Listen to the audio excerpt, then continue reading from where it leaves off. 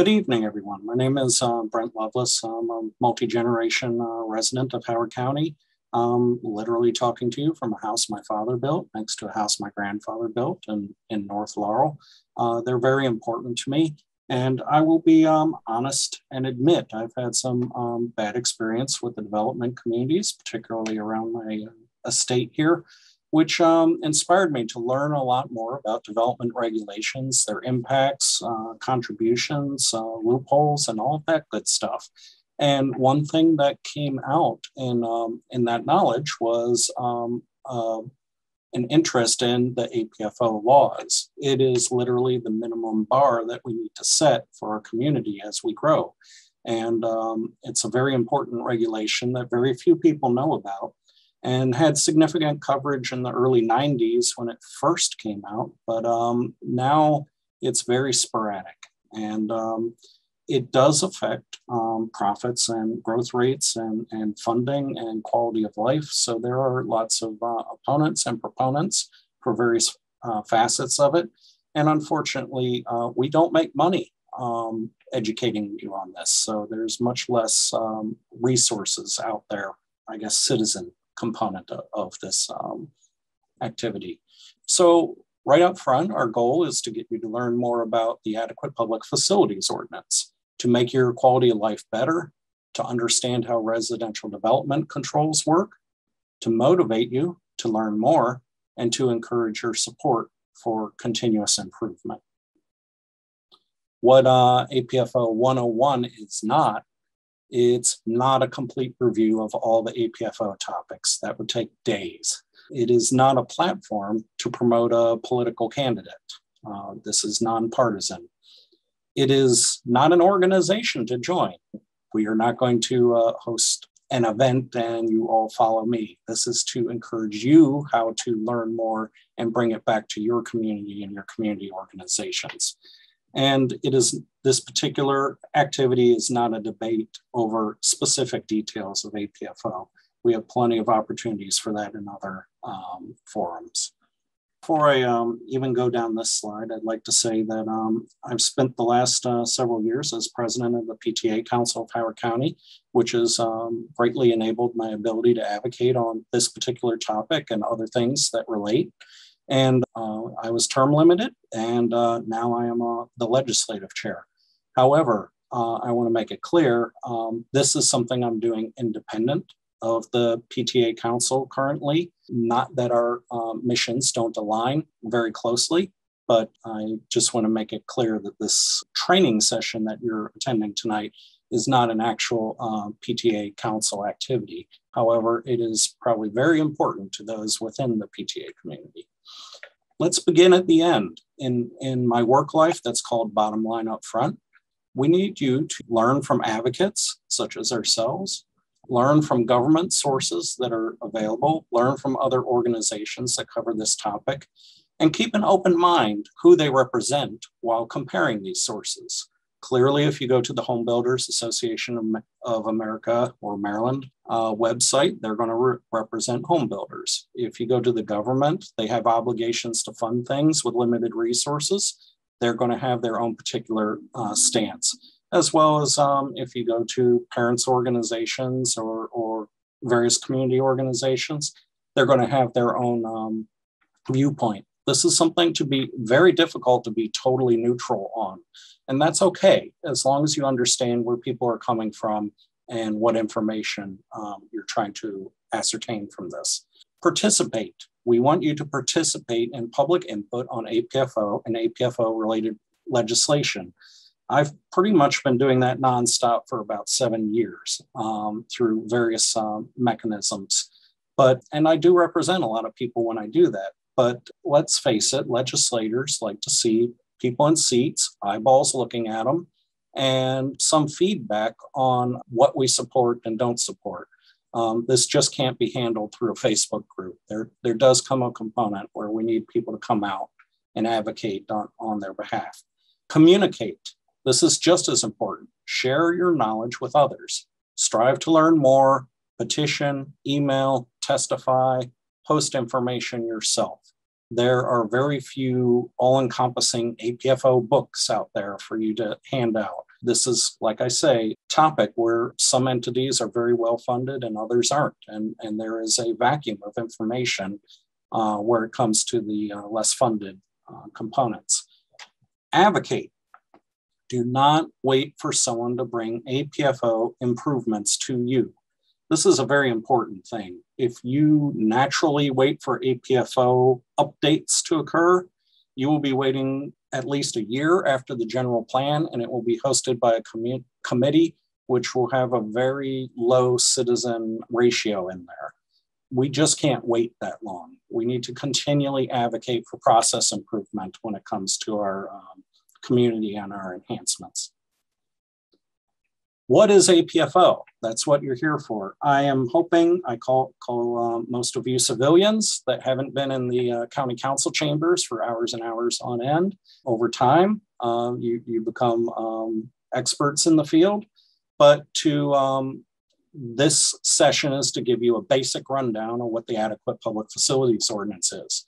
And I'm going to distill it. If you look through all the regs, all the videos, all the communications on this, you will find an incredible amount of detail, and it can be intimidating, but it's a very basic concept. The Adequate Public Facilities Ordinance is a development management tool that times adequate public infrastructure concurrent with planned growth. We are not alone. Most counties have their own version of APFO. And then I got the stop signs, because that is the idealistic APFO that I just described to you. Now I'm going to describe to you that the reality in Howard County is that APFO is implemented in ways where it falls way short of actually providing adequate infrastructure as the county grows. Many things are excluded from our APFO regulations, from fire protection to police to safety of life, as well as some more obscure things, which we'll get to. Howard County right now in their APFO tests primarily test for available school capacity and intersection capacity when new development occurs. That's it. There's some fine things in there, but that's the bulk of it. And most of the attention goes around school capacity, which is something that we can all, I wouldn't say agree to, but it's very noticeable when you see 200-300 trailers outside the Howard County school system, that there is an issue with providing adequate capacity for students. So before I go down the rest of the slides, let's go over that one more time. APFO is literally just timing, providing adequate resources as you execute planned growth, period. What can be in an APFO? Any infrastructure impacted by growth can be in an APFO. The rule of thumb is any single thing you see in a capital budget that may need to expand in capacity or capability if there are insufficient resources. So what are some items that you're used to or can relate to with this? What's in APFO right now? School buildings and roads. They need to get bigger as we grow. Roads need to handle more traffic as we grow. Items you may not expect in, or items that you would expect to be in your APFO, but are not in your APFO, include items like fire stations, police stations, water towers, sewer plants. There's some things you may not expect to be in an APFO. It seems so far off just to get basic functionality that these things kind of get left out, but there's still components that could be integrated and are in other counties. And that is things like parkland, stormwater retention facilities, courthouses, libraries, community centers, solid waste recycling. A lot of people don't think about the need to expand recycling facilities as the county grows. That's a component of it. Items that are shared: state road intersections, private hospitals, volunteer fire departments. Those are a little more awkward because they aren't just a county facility, but they're a county facility commingled with other resources. I have a little note here to remind me. a common argument that goes through the APFO reviews is that we can't address things like state road intersections because the state has some involvement, and you can't control growth because we don't control what the state does.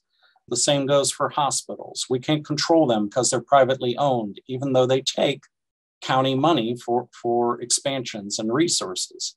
We can't control volunteer fire departments because they're independent companies, and yet they use career firemen and also use fire trucks and cisterns and other county resources. So you may think that it's impossible or improbable to include shared resources in APFO. It's just a little more complicated. And I will circle around with an aha moment. Howard County schools are half funded by the state, and you can't even build a school without state approval. And yet they are the biggest core component of our APFO legislation. So an absolute perfect example where you can include some of these more complex items into your APFO legislation. Let's go to another concept of APFO, adequacy, the first letter in APFO. What is adequate? Is infrastructure adequate to support growth? Adequacy is something that's very subjective. There is much resistance to define the adequacy because it creates a well-defined financial obligation once you put it into code. An example, is a school building running at 140% capacity adequate? That's Howard High, by the way. Is road intersections operating at a service level of F, a failure, adequate? That's everything along Route 1. Is 1,000 square foot of parkland per person adequate? That may depend what's in the parks plan and our green spaces. Is one courtroom per 50,000 people adequate? Now we're getting into some more difficult things to judge, but these are real metrics that can be applied. Is a 10-minute fire or EMS response adequate? Those are well defined by certain national organizations, which you could easily apply their standards to our APFO. Is the current service level of public transit adequate? Is what you see now with our RTA buses meeting adequacy needs? So defining adequacy is critical in order to legislate it, in order to mitigate it. So things to think about. Another core concept, residential development controls. So APFO times growth with resources.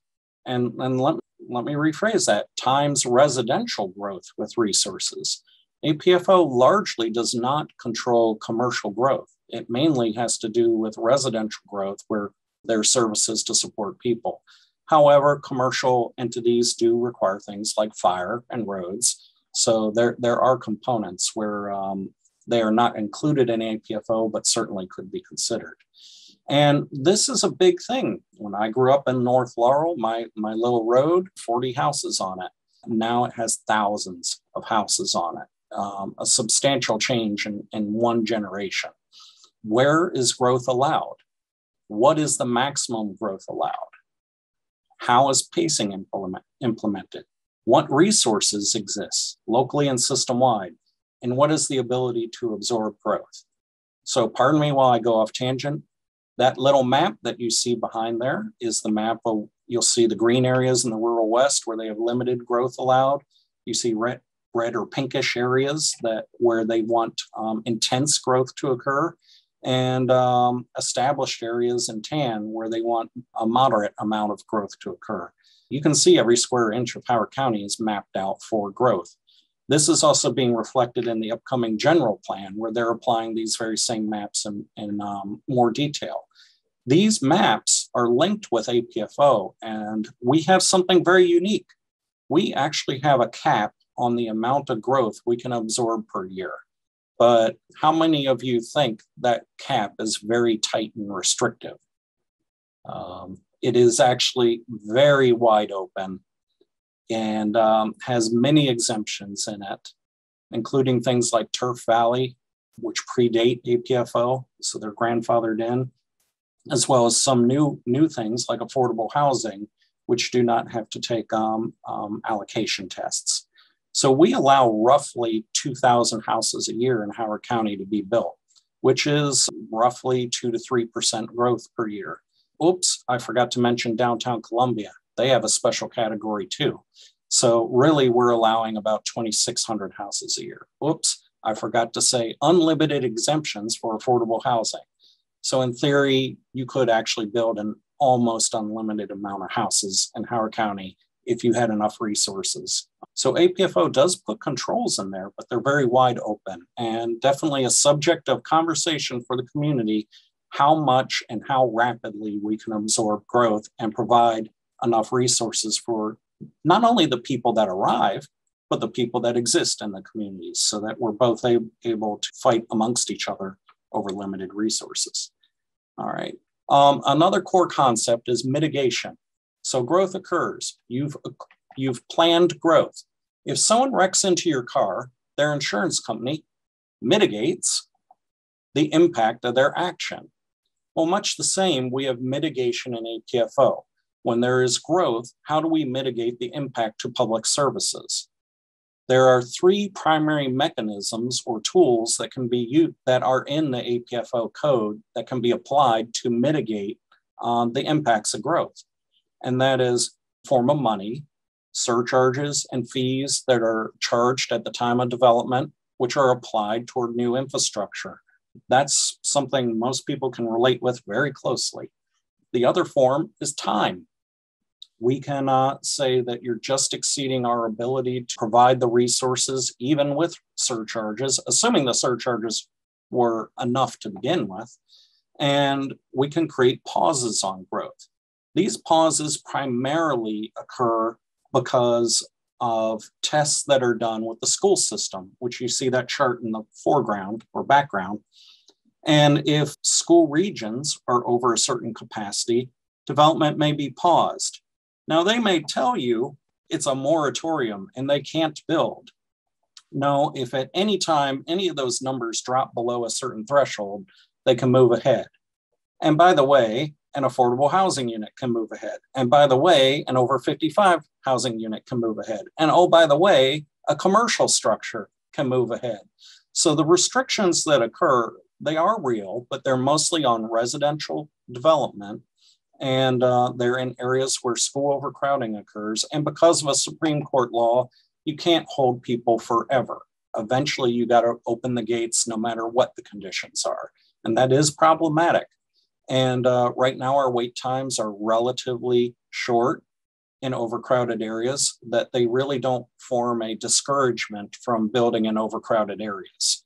There have been efforts to extend that pause wait or penalty box, and has not received enough political support to move forward. Mitigation can also take the form of constrictions, limiting the amount of building allocations. So that goes back to the previous slide where I say we can build what, 2,000, 2,500, 3,000 units per year. There are some restrictions, like the rural West, you can only build a certain amount per year. Downtown Columbia, you can only build a certain amount per year. You can only offset it so bad where one region has all the growth and another region has no growth. So there are some restrictions in the amount of building allocations. And there's also a very vague and unknown test called the adjacency test, and it only applies to elementary schools. If a whole cluster of elementary schools are collectively overcrowded, the number of building allocations may be limited. So it isn't paused, but the number of units is reduced. And guess what? It's an extremely high number that really doesn't pose much of a threat or discourage builders from building in overcrowded areas.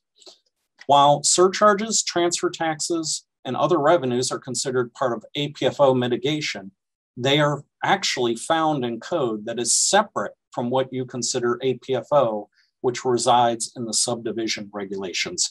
Yet they're all interrelated and part of each other. And typically they are called the APFO charges or mitigations, even though they aren't technically in the subdivision regulations.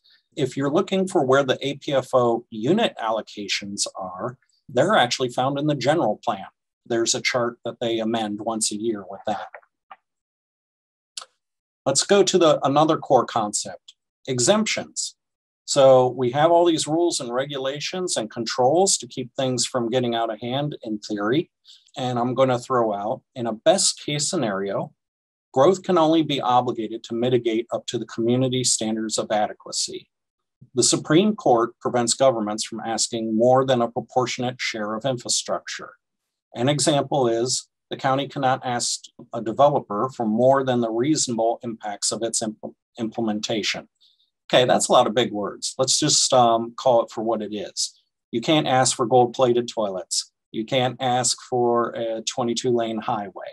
What you can ask is, if you've set your standards for what your standards of the community are, usually in a general plan, then you can ask up to the value of that in order to mitigate if there are impacts to it from growth. And also, you can fall short, and that's where I call the worst case scenario. Growth can be exempted from impacting infrastructure negatively. This might be done to barter for other benefits or simply just to protect growth interests that petition hard enough. An example that we all know and love is allowing intentional school overcrowding in exchange for low-income housing. That's a current debate going on right now. Are they of equal values? Are they assessed correctly? You know, in the case of the school overcrowding that I'm bringing up here, when they exempt projects from overcrowding, what happens?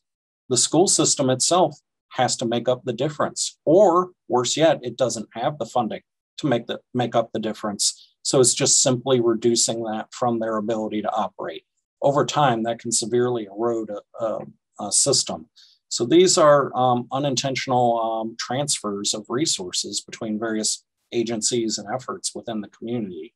Exemptions have a significant impact on the community. All right, I'm going to get into another fun topic here, gaming APFO. So hopefully everyone has a basic knowledge of what APFO is, how it works, and how it's being implemented. There's a lot more that we can go down this subject, but I am doing this as a 101, an introduction to it. But I will bring up a recurring issue that we have, and that is what I call gaming APFO. That means manipulating the variables for a desired result. So I'm going to bring up an argument or a case that has yet to be resolved and is still being battled on the fronts of every work session and hearing that has occurred over the last decade or so. Existing housing. We have 123,961 housing units as of literally days ago in Howard County.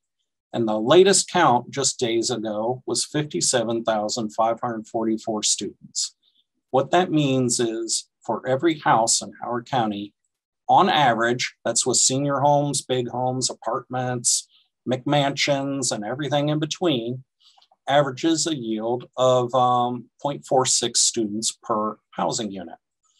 So that's the enrollment in the Howard County school system.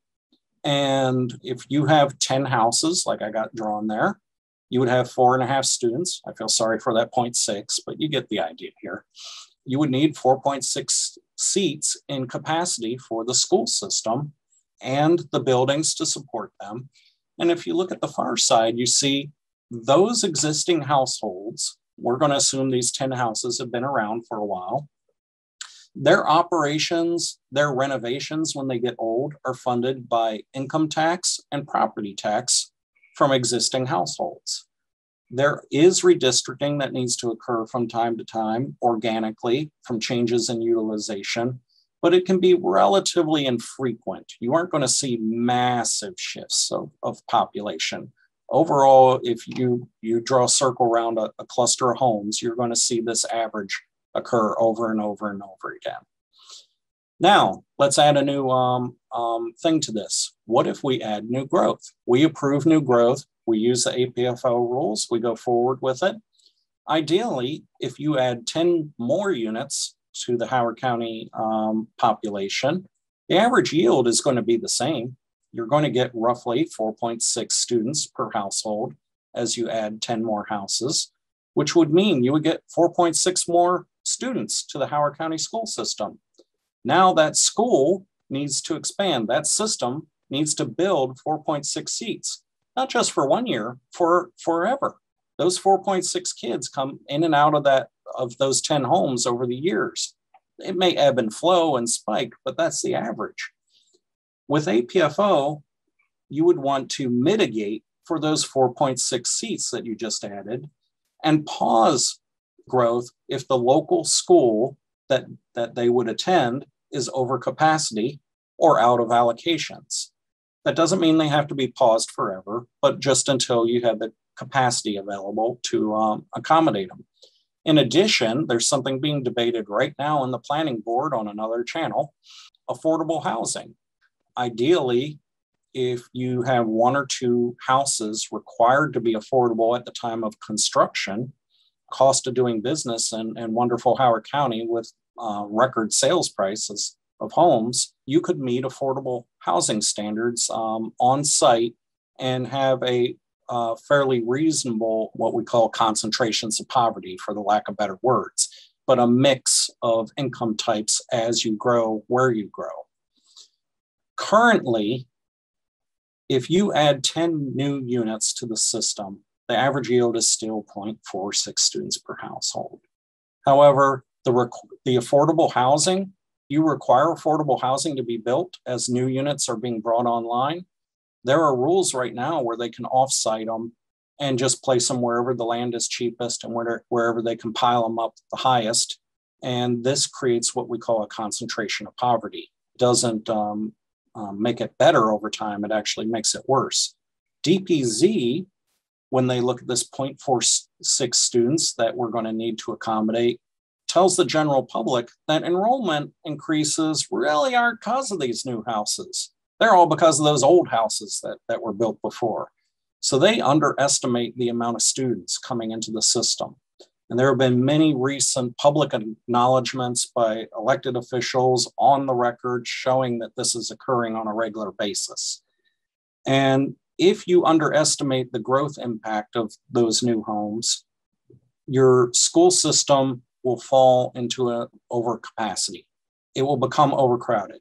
You won't have enough seats for the children. You won't have enough cafeteria space, ball field space, and the like. And then you start seeing the trailers pop up on the side of them where they have no money to actually, they weren't given enough mitigation to provide the capacity. And now you're starting to put them in trailers. And this is one of my pet peeves, without even any fire sprinklers in them. I think it's absolutely deplorable for one of the wealthiest counties to be acting in that manner. Hey, Brent. Yes. I just wanted to stop here because I think you said something really important that we need to put a finer point on, which is the fact that for a long time the county has made an assumption about, you know, what has the more impact on public infrastructure, specifically schools, and what has been, you know, revealed on the record, you know, lately. Could you speak more to that? Because I think, you know, we need to really emphasize on that. Actually, you hit the nail on the head, and I notice we're also rapidly running out of time, but that's okay. We're rapidly running out of slides here. I have a new slide I didn't even show here, which I think explains it a little better. This is kind of complex and busy, but I am talking to a lot of concepts here, and you'll see them repeated over and over in this conversation. The last thing I'm going to throw out there, wild cards. When you exempt growth, you have projects like Turf Valley, which predates APFO, so they don't have to take APFO tests. Over 55 units, there's nothing wrong with them, but they are exempt from APFO tests. Affordable housing pilots, they have a lot of exemptions from APFO tests. And when that occurs, how do you offset the contributions that are supposed to be provided? Remember when I said you can't ask developers for more than their impact. So when we provide all these exemptions, they basically come out of hide. And to Harry's point, let's go with this example. I've been trying to make this easier to understand for many years. Every once in a while, you it pops and other times it doesn't. But I'm going to give you an example here. You have a tree. Every fall, that tree yields 100 apples. That's just the same as a house. And every year, every fall, 100 kids go to the Howard County school system from this particular tree. You get where I'm going with this. Every year is 100. It's pretty consistent. It averages that. Yeah, you'll find exemptions, but across the county, that's what you're seeing. Here's what our Department of Planning and Zoning, who facilitates APFO, by the way, they are the gatekeeper. They are the APFO police. This is what they say. If you add another tree next to this old tree, you've just doubled the number of trees. This one's new, this one's old. But in their accounting, they go, every fall, the new apple tree only yields 42 apples. The old tree yields 58 more apples. So they say that old house, that old community yields 158 students, and this new community only yields 42. Same tree, same averages, and they apply a 42% to 58%, deduction off mitigation to developers using this logic. So when a developer is paying for their impact to the school system or roads or any other item, they're saying you only have to pay 42% of your impact. And all the rest, guess what? You probably live in an old tree if you're here tonight. You're absorbing that cost for this growth. It's not exactly fair and it's not sustainable. And what it does is if you do not have enough resources to cover that, essentially the quality of services must decline. It's quite literally a Ponzi scheme. You keep growing and hoping the funding from the growth pays for the prior growth. You issue bonds, you issue debt, and you keep going, and we need more growth to fund the prior growth that we got because we haven't been collecting enough mitigation, and now you need some more growth to keep up with that prior growth. And you see how this snowballs out of control. We've been working very hard to work with leaders to come up with a sustainable system that is appropriate, meets our standards, doesn't ask for more than our standards, but doesn't leave things behind. And I could put the fear factor in there. You get more taxes. Well, maybe not. Maybe they keep the taxes the same and they let the quality of the services decline. Either way, the community is shouldering the burden of under mitigating its growth. And that is literally one of the things APFO is supposed to protect us from. As growth occurs, our quality of services don't decline, and we have enough to accommodate it. Oh my goodness, this is a long one. I'm not going to go down every one of these. What I am going to say is, what happens when you don't use APFO to mitigate growth? Remember when I said we only do roads and schools as tests? What happens when you don't cover our courthouse? Instead of having new houses contribute their proportional share, not all of it, just their proportionate share, we went into a public-private partnership, and all of that is coming out of existing housing to pay for that out of operational expense. We do things called DRRAs, negotiations with developers in exchange for amenities. But are we getting things of equal value on either side of those agreements? There's something called tax increment financing, which is being used very heavily in downtown Columbia. It's an arrangement intended for places like Detroit, where the auto industry has collapsed and you're trying to build up resources with no funding. We're implementing this in the wealthiest county in the country. And these TIF arrangements, essentially, if you have funding where, 5% go to the police and 3% to the fire department and 60% to the education, what these TIFs do is they go, we're going to build now, and we're going to take all this tax revenue that we are acquiring, and we're going to use it to pay off the debt on building. And when we're done, you're going to have something that's going to provide so much income, you'll be astounded. We'll be able to pay for everything 30 years from now. At the moment, that's not working too well. And there are many other examples I have in here. One thing I'd like to say is, in general, if you charge growth for its proportional impact, that is a hole in the roof that you've repaired and can deal with all the other challenges you have of running a county with the remaining resources that you have. And if you don't, well, then you're competing for resources. So Mickey's hand is getting close to the hour. We promised you this event in within an hour. There's way more to cover than we can do in an hour, but you need to know where APFO is in order to actually read over it, learn more about it, and affect change and make it better. And here is a long grocery list of places to look. And I'm going to super quick go down this because it is important. One is the subdivision code. Whenever you have development occurring, the subdivision codes are constantly being changed by the county council, debated every month. And this is where APFO technically resides when you call out for APFO. But there's much more to APFO than just the subdivision regs. The general plan hosts the housing unit allocations, which is the maximum amount of units we can grow a year. Department of Legislative Services produces mandatory state reports on how APFO is performing. But I got a little secret for you guys. It only looks into the amount of units you're growing and whether you're meeting your goals for growth, not how good your infrastructure is to support it. The Howard County Public School System, they are the keeper of the keys of those magic APFO charts and the redistricting, which affects the charts and the budget. You got Complete Streets as the new standards for roads and transit or lack of transit in Howard.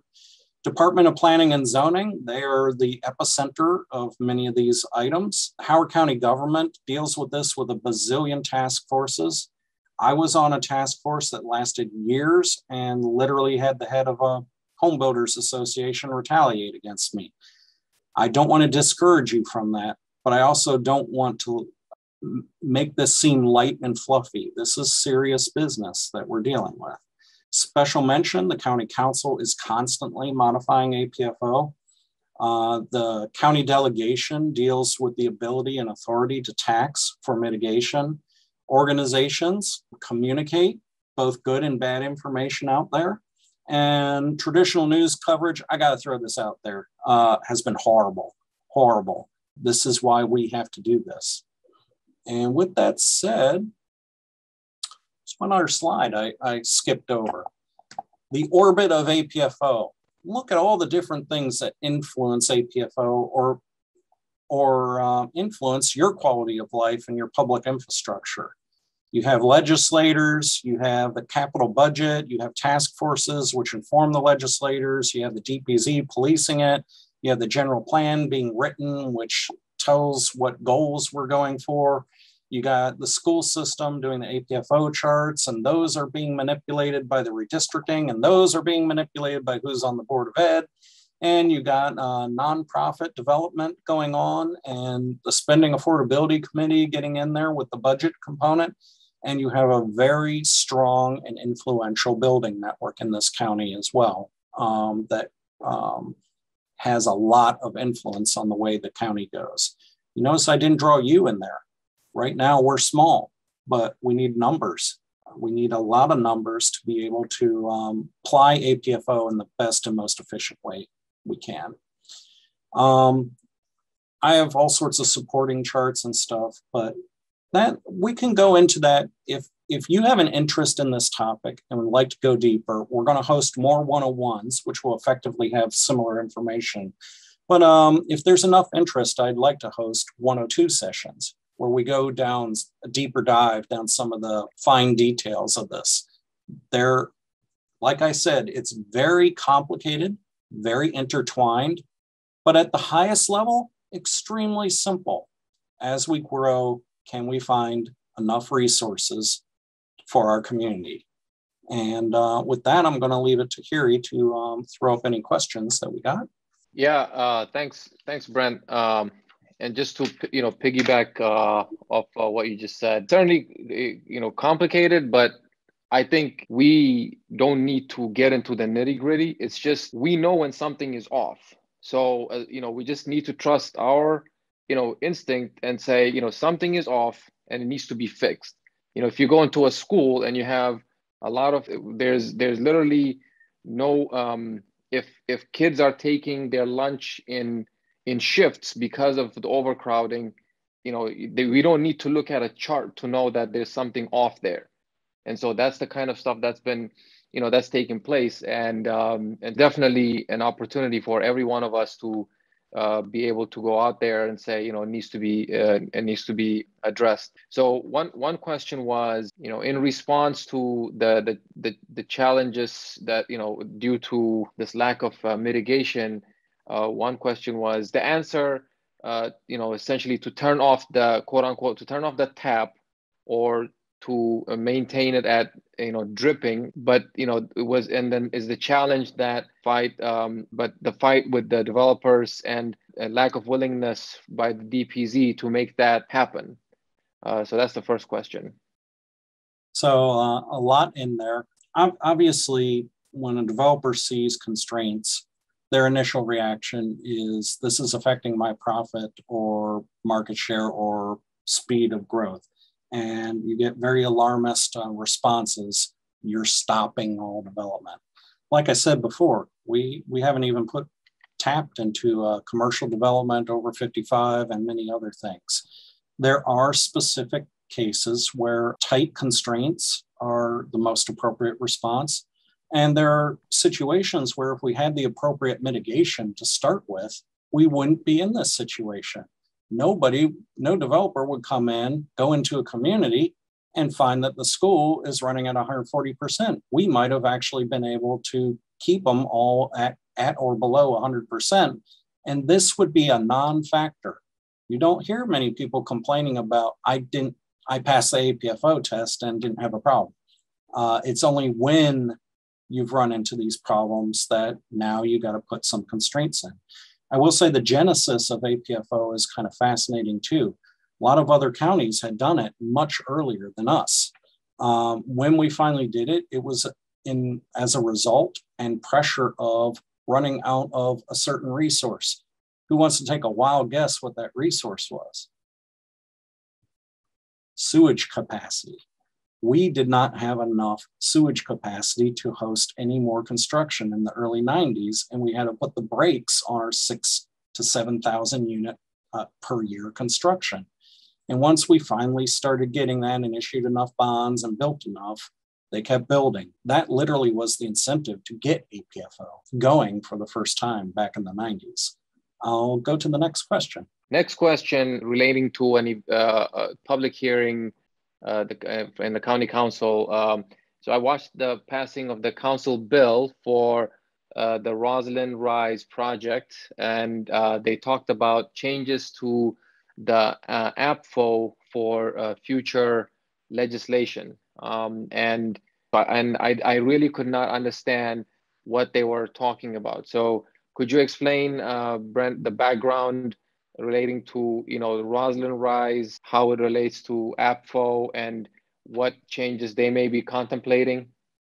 So that's another complex and controversial project. Let's just cut it down to the bare essentials. Enterprise housing or homes, enterprise development, possibly, is based in this area. They use federal tax credits to build affordable housing, and part of their mechanism is to build it or finance it through density, increasing density using market rate houses mixed in with regular houses to kind of subsidize what they're doing.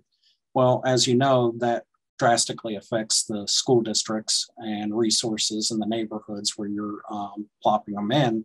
And it is an important thing. People want new, better, affordable housing, but the trade-off that has been proffered to us is, you got to be willing to accept a lot more density and a lot less resources when we do this. Roslyn Rise used a new exemption that was applied a few years ago, and there's about 5 or 6 projects in the queue to ask for exemptions to build in overcrowded school districts. When it was going through the council, it basically was meant to be a rubber stamp vote and go through and, yeah, we'll consider overcrowding and let you go. Well, a few council members actually honestly got into the weeds and said, what are the true impacts of what we're enabling here and what are we enabling in the future?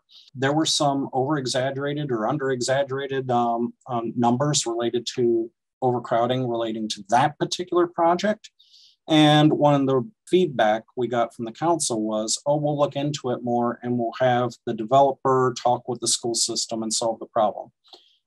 I'm a little, both in my official roles and unofficial roles, a little wary of that. If we honestly just had to talk to each other for a few minutes and all the overcrowding could be resolved, why have we been doing this for 7 years? And why did I have a developer retaliate against our family? I think if they talk amongst each other, they may be able to wiggle numbers a little bit, a few percent here and a few percent there at a local level. But we also have to look at this county as a whole. It is a Howard County school system. There are 75 schools and we are out of capacity. And no matter how fast we build, we cannot provide enough resources at the rate that our enrollment growth is occurring. Unless you use that tree example where apparently it's all coming from some old tree. So where I'm going with this is I think there will be some request for developers to talk with the school system and maybe beg and barter potential future redistricting to minimize their impacts. But I am very concerned about the net situation, not just, hey, can we move a few kids here and there from this school and that school to get this project in under the wire? It's what about all the others?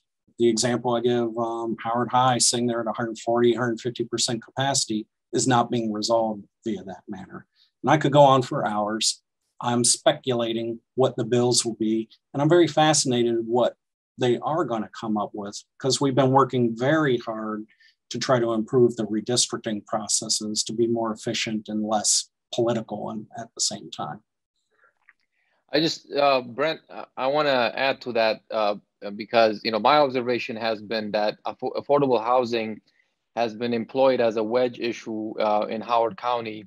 And I'll give very good examples are, what takes place in downtown Columbia. So to my knowledge, I believe there has been, to those that don't know how the kind of deals that the downtown Columbia project has received. So in exchange for providing 1,000 units of affordable housing, downtown Columbia, Howard Hughes received several, what I would describe as favorable zoning exemptions, so-called density bonus. And, it's not just 1 or 2 extra units here. We're talking about hundreds of units in density bonus in exchange to providing affordable housing in the projects. To date, they have provided no more than 30 is what the number that I'm familiar with in the units that they have built so far. That, and there are like the cultural center project that's being built, that will lead to more affordable housing. But I consider that a separate deal from the initial deal that downtown Columbia received in exchange for the 1,000 units that they were supposed to provide. And so, and then Maple Lawn is another one where there's essentially zero affordable housing there. And then Turf Valley, there are several others. So this Roslyn, these kinds of projects, they have, when APFO was passed, the legislators at that time had these kinds of projects in mind when they wanted to provide them the exemption. The trouble is, typically, a lot of these affordable housing projects are located in neighborhoods or communities where there's already concentration of poverty. So that exacerbates the situation for schools typically that rely on Title I funding, situation. And so it's used as a wedge issue to not actually provide affordable housing where it's needed in such a way that there's mixed income communities living there. And so it sort of distorts the argument and makes it about something that's not about mitigating the impact of residential development to ensure that there's capacity so that there's enough seats and good student to teacher ratio, optimal student to teacher ratio in the schools. So I just wanted to add to that, Brent. That's a very complex topic too, but let's go down two avenues. Howard Hughes wanted additional density. They were asked to provide affordable housing. The initial plan was they would provide it in the form of money and then have a committee go around and create that affordable housing somewhere. And eventually some of the legislators started going, no, we want doorknobs. We want real affordable housing that stays in Columbia. And that complicated some of these very complex deals they have. So those are going on under a new level of scrutiny. And yes, the debate goes on. You apply to extra density with minimal mitigation. Now, how do you provide the public resources? And even if the schools are underpopulated around downtown Columbia, net, the entire school system is out of capacity. So that capacity really, I want to say, was predetermined for others to move in, but was needed to balance the equation. In regards to concentrations of poverty, most people can bring up reports that show concentrating poverty is not a good thing. It's better to distribute it. But I'm going to bring up the example, two young girls making cookies. Oh, I added too much flour. Let's add more chips. Oh, let's add a little more milk. Oh, not right. Let's add more flour. Let's add more, and keep mixing and mixing until you get it right. And that's the way we're approaching our dealing with concentrations of poverty. It's not striving for, like I said, those inclusive 15% affordable houses anytime you build something new anywhere. It's more of we're creating these pockets of either poverty or wealth. And then we want to balance it by building more elsewhere. And let's just keep building and building and building everywhere until by happenstance, we may just happen to get the right recipe. And unfortunately, you also got a cookie the size of your oven in the process. It's not a very strategic way of handling a very important issue. We have the technology, we have GIS, we have mapping, we have predictive controls. We can get in there. We have the resources to actually do this better. Unfortunately, the drivers for a lot of this are people who make their money either through nonprofit or market rate by development. So more development is the cure to everything. And maybe it is, but at a minimum, we ask that they mitigate their impacts to the community as they go through this grand experiment. I just want to say thank you to Brent for this excellent presentation. I want to thank all the attendees. We're encouraged by the attendance. We want to continue this, make sure that more people are participating and learning about this important issue. And so please spread the word. We will share this video, and Brent, we can share the presentation as well, the PDF of the presentation after this. Yeah, I just have to correct one spelling mistake, probably a few more, but we'll release that for everyone to find the resources they need. Okay, excellent. And we'll also share the petition just so that you continue staying engaged. Notify you if there are any other like APFO 102 events or the webinar. So that's all we have for today. So thanks everybody. Thanks Brent. And so we'll log off now. Good night, everyone.